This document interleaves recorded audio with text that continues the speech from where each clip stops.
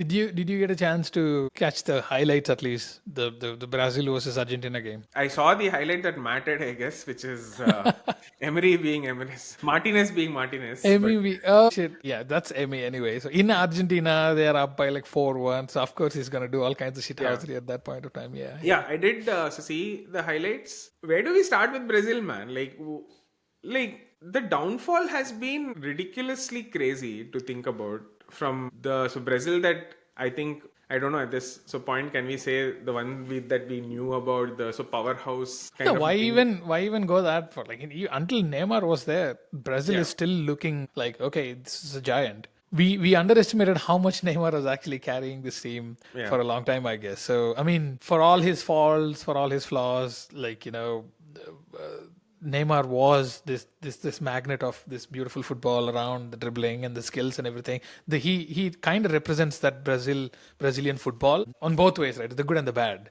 So it's unfortunate that there is no replacement for him at this point. So you can chalk it up to Vinny and Rafinha being like at the prime of their careers and still bombing for Brazil at this point. And I think their problems start with all the way at the back, bro. So the back four is unrecognizable. Who are these players anyway? I know Marquinhos. I don't even know anybody. yeah. It's like Brazil back four used to be this classic back four who everybody knows. These are the best center backs and best right backs and best left backs who are bombing all the way through Marcelo, Dani Alves, and all these folks. And then the midfield is again. I think they got this Bruno Guimaraes in the midfield right now. He's doing what he does in Premier League. It doesn't work like that. So when you're playing in South America, playing against these talented footballers, it's not the thuggery that you need. That it's not just about the physical presence. You need to have that skill along with the physical presence. There is a reason why this DePaul, the Macas, they have this additional set of number one, they're good at what they do, and number two, they are gonna fight you if it comes to that. Yeah, So if they won't back down from that. So that's what South American football is all about. But I don't know, man. This is unrecognizable. And this striker position for this team, it's just a huge hole right there. yeah. I don't even know who is there other than this 16 or 17-year-old kid, Endrick. Endrick. I don't know any Brazilian strikers who are good enough to actually play for that team anymore. I don't even know how Richarlison had a good World Cup, but yeah, it's been gone anyway. Yeah, it's probably the same points in there, man. Where I think I don't know the country project, if you want to call it, so that's not been a thoughtful one or something with a vision or something to do with. It's like, okay, who's at the top form in like each league, let's like put them together and let's make this team so work. Like, Yeah. okay, you don't have a center back, who's the topmost center back in whichever league like he is, like let's just bring him and put him in, right? Joelinton is a Newcastle player. If Joelinton is your starting midfielder for Midfielder, yeah. the country Brazil has a problem. Like either you are not developing your countrymen properly, or you are doing some ridiculous shit where you have diluted your football so much that you have one or two stars in there, right? And then see, Cunha is a world class player, no doubt about it. But then at the end of the day, he's not playing in a top team with top players to continuously perform at the top level.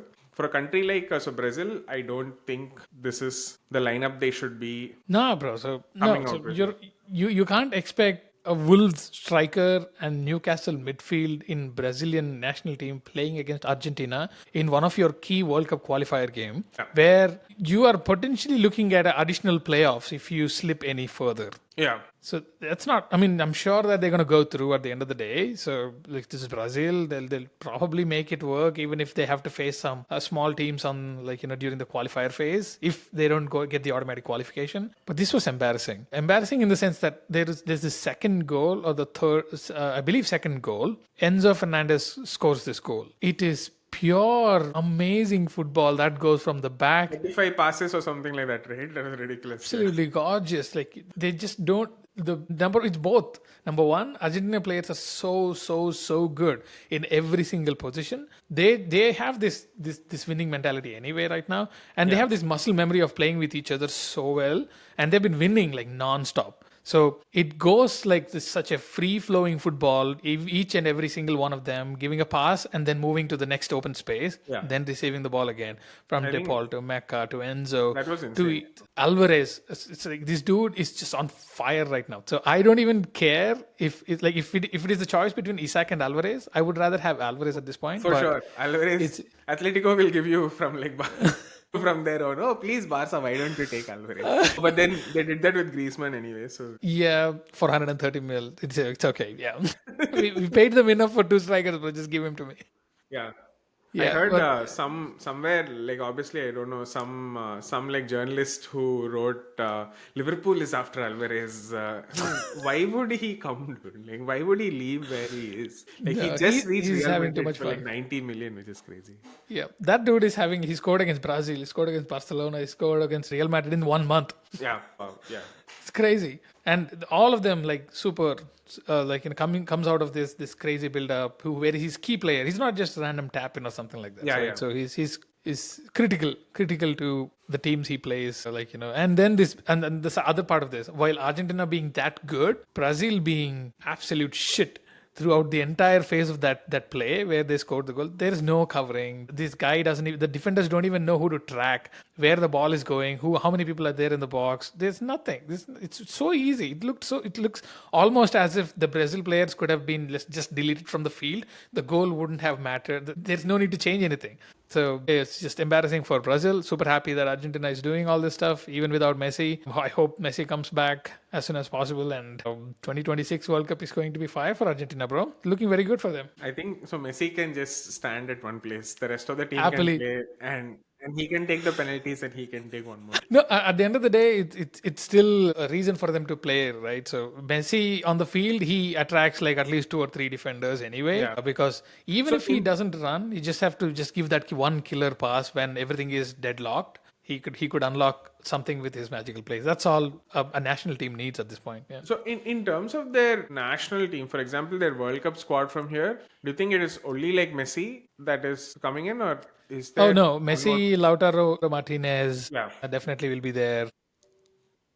Oh yeah. I completely forgot about him. Dybala will also be there. So there are a bunch of players who will still be like coming in, at least making it to the squad. Like for example, Acuna he may have retired. I forgot. So Acuna from Sevilla, he's still playing well. And again, so all these players, it doesn't matter how they play for the club anymore. Lina is a secondary right back for Atletico Madrid, Okay. but he could start every single Argentina game and he'll have a magnificent game. Yeah. That's how it works. I think everybody is like super under appreciative about Scaloni's management of this entire team. Dude has two Copa Americas and one World Cup, and he might actually be the favorite for the next World Cup as well. I don't know why people are sleeping over this guy. I hope he gets all the credit whenever he gets it. Like it's about time, but dude is amazing, bro. So he is one of those managers who probably can turn ship around, like even at a very bad place. Somebody like even if you think about United, I mean, I don't want him to manage United in any manner or form because he's so good. His career has been so good. I don't He's want him doing to go so to well the with Argentina, man. And yeah, Yes. I think it's also like the World Cup is a year out. The team is like so flying. Everything is, and all of these players are going to continue to be intact. and they're all Right? young. Yeah, the team is continued to be the same almost from where they left off like so 4 years ago. So Yep. no reason to move there, right? Yeah. Anyway, let's see where this plays out. I think the last thing, and this could be probably like super quick, that I wanted to talk about was the country team that we are like living in, United States of America. I have a very short thing here. Yeah. It's not something so crazy. Maybe it is just USA that thinks that USA is good. And the media. So why I say that is, when have they been good? Has there been any competition? I think except for like one knockout cup like win that they had. I want to say that to two World Cups like ago, not even the last World Cup. When was this team good? The thing is that it was not about being good. It's always about there has been no good players who actually play in the top 5 leagues and played for USA, but still they usually have always been overachieving for their small set of players who are kind of like, not that Premier League or like any of the top 5 league level players, but they still were able to grind some results through, get to the round of 16. That was the biggest deal ever, like, right? Like, Yeah, so of I two think World Cups ago. Yeah. that was probably the only starlight achievement, right? I don't think they have ever done like well in Copa America. Yeah. They I have mean, never come to the top at any point in time. But anyway, the point that I'm trying to make here is the amount of craziness that the US sports media so does every time USA so soccer team has a setback. I so find it like laughable at this point. I'm like, what are you yeah. expecting with so this team of players that you have?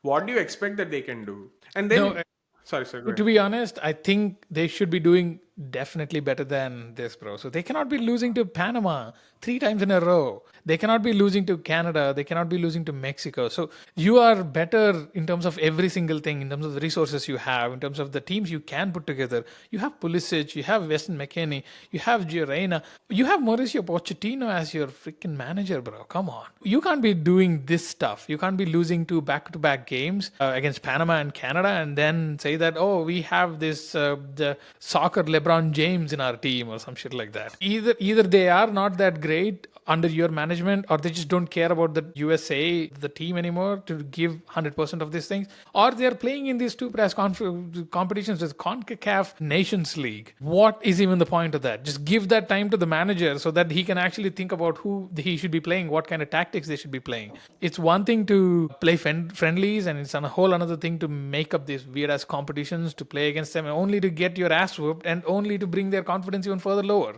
It's just nonsensical. And the hype around these players is way too much. It Exactly. doesn't have to be like this. Like, it is, Christian Pulisic is not Messi. Yeah, He cannot be Messi. That dude is he has he just a has like kid. some Captain America status, Yes. which is like why, how, Stop. what? Yeah. Stop hyping He's up this way. And yeah, he's there not is, even the top 10 player in the world, man. Like yeah, he's like he's a player in a really good like AC Milan team, and that too off late where he's been doing good. he's been doing good for the past couple of years. Yes. Stop portraying him as someone he isn't, right? And then I feel even that kind of adds like pressure on a player like him that says, "Oh, I come to so USA, I'm the best player here. I need to like I'm the Messi of this team, so I need to like carry this team on his back." It doesn't have to be that way, like you say. And I maybe think a it small thing goes. on like so Pochettino can't catch a break, bro. Poor guy cannot catch a break. Like for what 5 6 years Tottenham fucked him or like whatever it is. Yes. Then PSG went, they fucked. Then so Chelsea he went, the owner fucked. Now USA he like okay fine, this is like a project I can do. Poor guy man, can't catch a break. I So think I think US definitely needs a longer term plan than what they have at this point. I think I saw one video. His name is Vizeh, Vizeh. Is one of these this football podcasters. You should probably link it in the description or something like that. But that guy breaks it down saying that it is almost like USA has a pay to play mode where the only like you need to pay so much in order to get coaching for to be a soccer star in the US as a kid. okay, It is super difficult. There are so many hurdles for a okay, kid to actually become this pro soccer player. It's unbelievable, and there is no support internally as well because the ticket prices are so high. They don't even fill their stadiums so much. So yeah. at the end of the day, it looks like, okay, this is what am I playing for? So who the kids who are only there because they could pay, and the audience who couldn't pay and never showed up to the Game. stadium. Yeah. Look at this shit. Yeah, this is never going to work out for the US. Like, there is a reason why Europe is the shiz when it comes to this game, because of this very few hurdles they have. Every small player can, like, every small Every kid small town has a person hope. can go and like Yeah, they have a hope. There's no end for this, bro. Look at Jude Bellingham's career, where he was like a couple of years ago. Everything. Look at Jamie Vardy's career, like 2 years before he won at Leicester. Like, he didn't even have a contract. So those kind of Cinderella stories, I don't think it can ever happen in the yeah, US purely because of the way it is set up at this point. MLS, another reason. There is nothing to play for in MLS if you're not winning that trophy. There is no relegation or whatsoever. It's just another game week. yeah. That's all for them. So if you don't have the competitive nature of like, hey, if I don't perform well, I'm going to get relegated to the next, Maybe, to yeah. the further down thing. That doesn't do anything. So you Maybe need another, that. Yeah. yeah. I feel the third angle here is also in US, bro. Like every other sport outside of football, like or soccer, takes precedence. Like Yeah. if you are starting out as a sports person, you have an NBA, you have MLB, you have as a football, you have all these three sports. I feel this takes away A good amount of athletic. your top cream athletes as well, and then the soccer is like an afterthought. Okay, I wasn't able to make it as a basketball player or a I soccer wasn't tall player or this enough. I thing. wasn't Yeah, built enough. yeah, exactly. So now I'll go be a soccer player basically. So I think that's also a lot to do with the way like soccer is here. I feel another thing I feel is it's as you say, right, you can't just throw like money at it and make it work. Like it has to be a thoughtful process. It takes a long ass term. Take India for example. We have never been able to grow out of the shadows of cricket, guys. Like we have a billion people, and we don't have a football team. So it takes a lot more than just this. Yeah. But the fact that Breaking that I feel is like they cultural hurdle. It's yeah, very, very difficult. Yeah. the fact that I have qualm with is the expectations. Like the expectations are as though, oh, this is a World Cup winning team. What's happening? Why are we not winning the World Cup, guys? Pochettino even said that, that with the help of Donald Trump, we can actually win the World Cup this year. Yeah. Dude, please don't bring those things. Yeah. So I feel that is the sad state of US. Like unless and until there's a radical shift, this team is always going to be where it is. Like that one wonder Maximum a here round of and 16. there. Yeah. Yeah. That too, like so once in a blue moon, right? And then like expecting this team to do so well is like so ridiculous. I feel. You're the host country, so you may get a favorable draw. So you're pretty much expected to make it to the round of 16 with a Yeah. favorable opponent potentially. That is if you top the group, which I don't expect you to. Y- your round of 16 is a presence is basically expected at this point.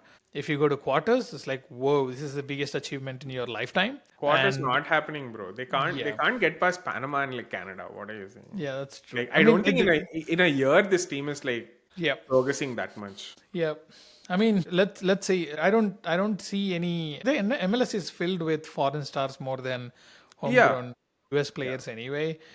And It then gets tougher and tougher. Yeah, I have been trying to follow MLS. You see the badge. It's tough, bro. It's not fun. It is not great soccer or football, whatever you want to call it. It's not there, man. Like it's not there that the I mean, for a European regular PL watching fan, I think MLS will never hit you the right way. So it's normal. No, I don't think I feel this as like a gap between okay watching really top leagues like PL etc.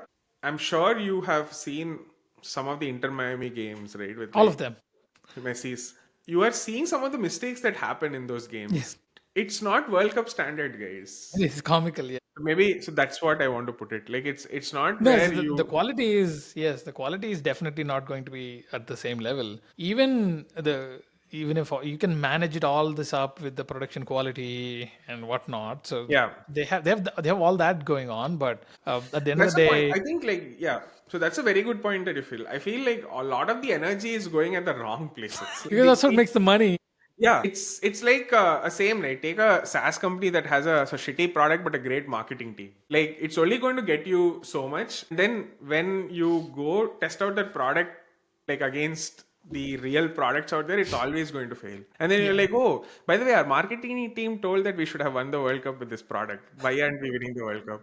That is They when will be part of the Club World Cup and all that stuff. So nobody is expecting anything out of this stuff now. yeah. So yeah. Anyway, so USA, I don't know, man. Like there is no reason for USA to underperform Mexico and Canada. Like even if you put Mexico out because Mexico has a football culture, predominantly football culture. What's stopping you from being better than Canada at least?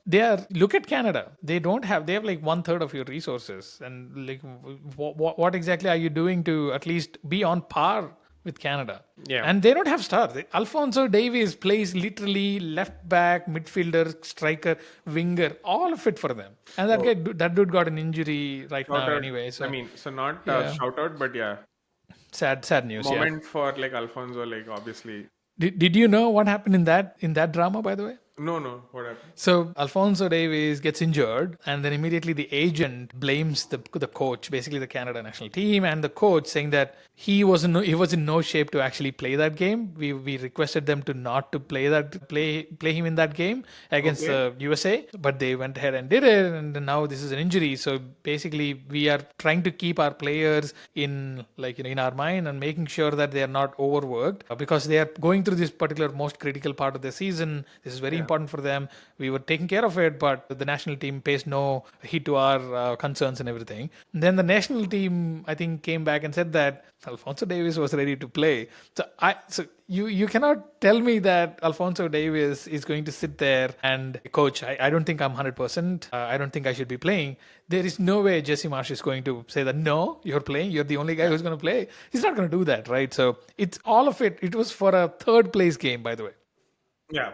It is not even like a semi-final or a final or anything like that. It's just a bronze, trophy thing. Now, this is the shit show. Now, whatever happens, like you guys have your fights, but this player is now out for the rest of the season now. So Yeah. this is a very big blow. Both Upamecano and Alfonso Davies is out for Bayern Munich. Inter has a Barcelona really in the good chance finals, now. Yeah, man. Barcelona in the finals. first Inter. Barcelona in the finals. You heard it first. Easy win for Barcelona. And then I almost see it's all leading to an El Clasico final. El Clasico final. No, Yeah. I Oh, don't. I sorry. don't see it. Arsenal versus Barcelona. That will be, if it's Arsenal versus Barcelona, guys. I think all three of us should gather in one common city and watch the Yeah. final together, and then We we'll do a should. live stream of the UB part from there. I didn't even watch the World Cup final with somebody else. I just cannot handle that.